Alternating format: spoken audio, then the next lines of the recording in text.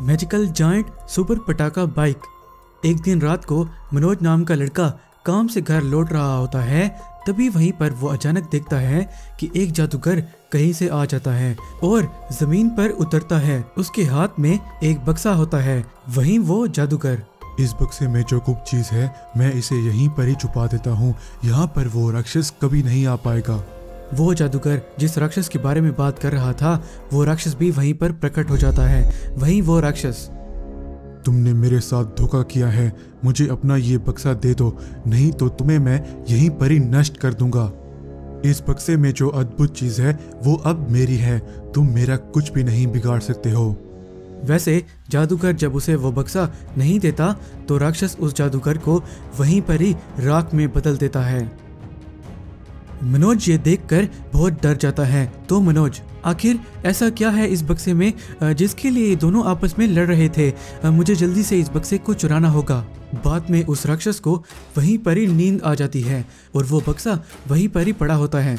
मनोज तुरंत भागकर वहां पर जाता है और उसे उठाकर वहां से भाग जाता है। उस राक्षस को पता भी नहीं चलता और मनोज उस बक्से को चोरी करके एक जंगल में पहुंच जाता है। वहीं मनोज, जल्दी से इसे खोल लेता हूँ, कहीं ऐसा ना हो वो राक्षस यहाँ पर भी आ जाए और मेरा भी काम तमाम कर दे। वहाँ दूसरी तरफ वो राक्षस भी उठ जाता है और देखता है कि वो बक्सा वहाँ पर नहीं होता। जिसने भी इस बक्से को चुराया होगा उसे मैं अब नहीं छोड़ूंगा। और उस बक्से को ढूंढने लग जाता है। वहाँ मनोज उस बक्से में से वो अद्भुत चीज निकाल लेता है। ये है वो अद्भुत चीज जिसके लिए वो जादूगर और राक्षस आपस में लड़ रहे थे। मनोज ये बातें कर ही रहा था कि वहीं वो राक्षस उस बक्से को ढूंढते ढूंढते मनोज के पास पहुंच जाता है। वो राक्षस ये सब देखकर बहुत गुस्से में आ जाता है। ए दुष्ट मानव, तुम्हारी ये हिम्मत कैसे हुई इस बक्से को चुराने की? ये एक बहुत ही शक्तिशाली छड़ी है, अगर इसे तुम इस्तेमाल करोगे तो तुम वहीं पर ही भस्म हो जाओगे। ठीक है, लेकिन एक शर्त पर मैं इस छड़ी को वापस रखूंगा। कल दिवाली है और मुझे एक मैजिकल सुपर दिवाली पटाखा बाइक चाहिए। अगर मुझे वो चीज़ मिल जाए तो मैं इस छड़ी को रख दूंगा। तुम मेरे साथ पंगा ले रहे हो मानव, चुपचाप मुझे ये दे दो वरना तुम्हें मैं नहीं छोड़ूंगा। ये बातें सुनकर मनोज को भी बहुत गुस्सा आ जाता है। अब तो मैं ये जादुई शक्तिशाली छड़ी को इस्तेमाल करके ही रहूंगा। मनोज उस छड़ी को उसी राक्षस पर इस्तेमाल करता है, लेकिन उस छड़ी का उस राक्षस पर कोई भी असर नहीं होता है। तो राक्षस, ये छड़ी मेरी है और ये मुझ पर क्यों हमला करेगी? मनोज के जिद करने की वजह से वो एक पुतले में बदल जाता है। वो राक्षस उसी मैजिकल सुपर दिवाली पटाखा बाइक को प्रकट करके, ए मानव, जादुई पटाखा बाइक तो तुम्हें मिल गया है, लेकिन इस जादुई पटाखा बाइक को तुम तभी चला सकते हो जब मैं तुम्हें मुक्त करूंगा। और उस बक्से को लेकर वहां से गायब हो जाता है। और वहां मनोज का पिता बहुत परेशान होता है। बहुत समय गुजर गया है लेकिन अभी तक मनोज घर क्यों नहीं लौटा है? कहीं वो किसी मुसीबत में तो नहीं है? मुझे उसे ढूंढना पड़ेगा। मनोज का पिता उसे ढूंढते ढूंढते जंगल में पहुंच जाता है और वो मनोज को एक पुतले में देखकर, अरे ये कैसे हो सकता है? मनोज एक पुतले में कैसे बदल सकता है? वहीं मनोज, पिताजी, मेरी एक गलती की वजह से एक राक्षस ने मुझे ऐसे पुतले में बदल दिया क्योंकि मैंने उसकी एक जादुई शक्तिशाली छड़ी को चुराया था। बाद में वो राक्षस फिर से वहीं पर प्रकट होता है। ए मानव, तुमने मुझ पर हमला किया लेकिन फिर भी मैं तुम्हें ठीक कर रहा हूँ क्योंकि मैं बुरा राक्षस नहीं हूँ। वैसे वो राक्षस उसे ठीक कर देता है। अगले दिन दिवाली होती है। मनोज उस बाइक पर बैठ जाता है। वो पटाखा बाइक खुद ही चलने लगती है। थोड़ा आगे जाते ही कुछ गुंडे उसके सामने आ जाते हैं। वहीं पर वो मैजिकल सुपर पटाखा बाइक आकार में बहुत बड़ी बन जाती है और उसमें से बहुत सारे पटाखे निकलते हैं। डर के मारे वो गुंडे वहां से भाग जाते हैं। Magical giant line. बहुत दूर एक टापू पर बहुत सारे शेर रहते थे। उन सब का रंग एकदम सोने जैसा था। उन सब शेरों में से एक शेर उन सब से आकार में बहुत बड़ा था। वो बड़ा शेर उन शेरों का राजा था। एक गांव में मिश्रा नाम का एक आविष्कारक रहता था। मिश्रा की उसके घर की ज़मीन के नीचे उसकी लैब थी। वो वहाँ हर दिन कुछ न कुछ नया बनाने की कोशिश करता। कभी वो रोबोट डॉग बनाने की कोशिश करता और कभी वो कुछ नया प्रयोग कर रहा होता तो उसमें आग भी लग जाती।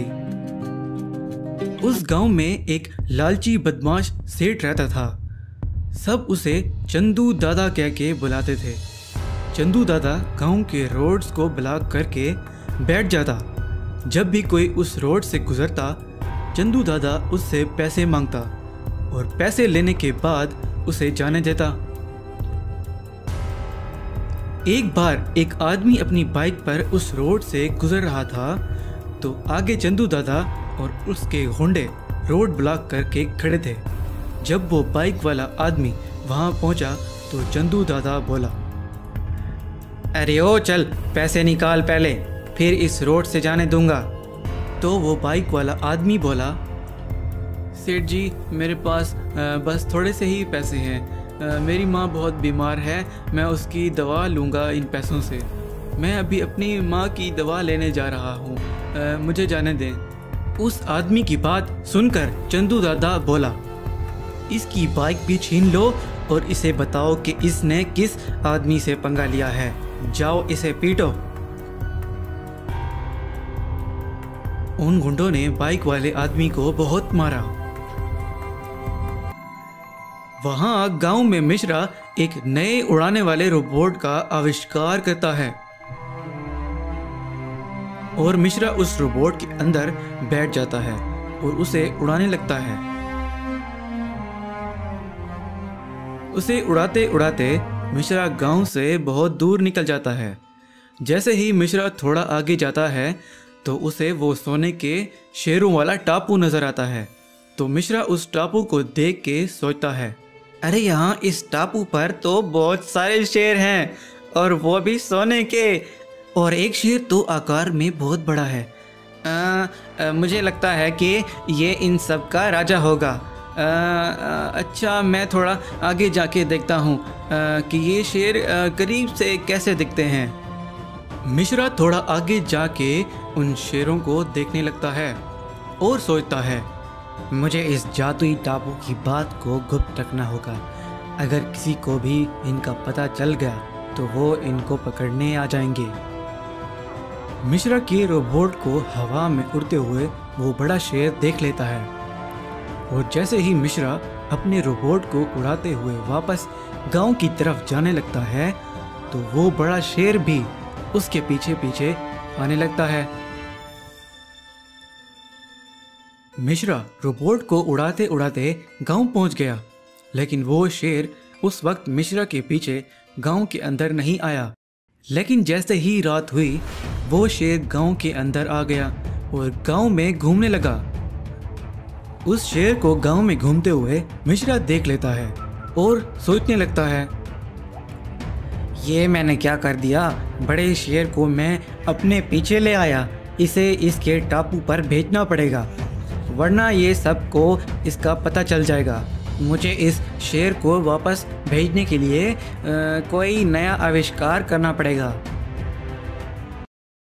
और वो चंदू दादा भी उस बड़े शेर को देख लेता है और अपने गुंडों से कहता है, सुनो मेरी बात, अगर हम इस बड़े सोने के शेर को पकड़ लें और बेच दें तो हम एकदम माला माल हो जाएंगे।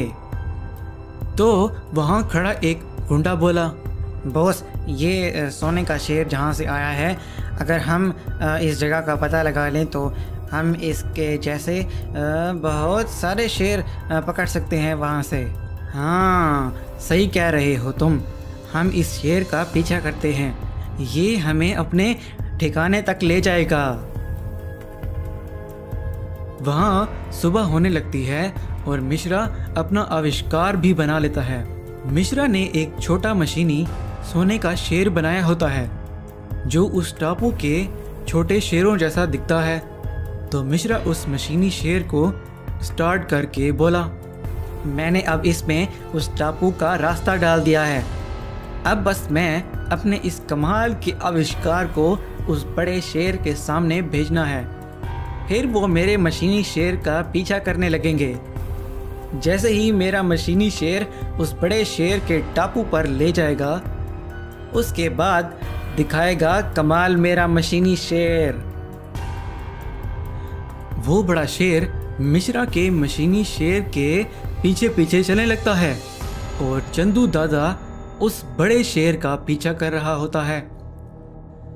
ऐसे ही कुछ देर में वो उस टापू पर पहुंच जाते हैं। तो वहीं चंदू दादा के दिल में उन बहुत सारे सोने के शेरों को देखकर लालच आ जाता है। वो जैसे ही उस टापू पर आते हैं तो मिश्रा का मशीनी शेर चमकने लगता है और उसमें से कुछ चमकता हुआ निकलता है और सारे टापू के आसपास एक बहुत बड़ी दीवार बन जाती है और चंदू दादा और उसके गुंडे उस टापू के अंदर कैद होकर रह जाते हैं।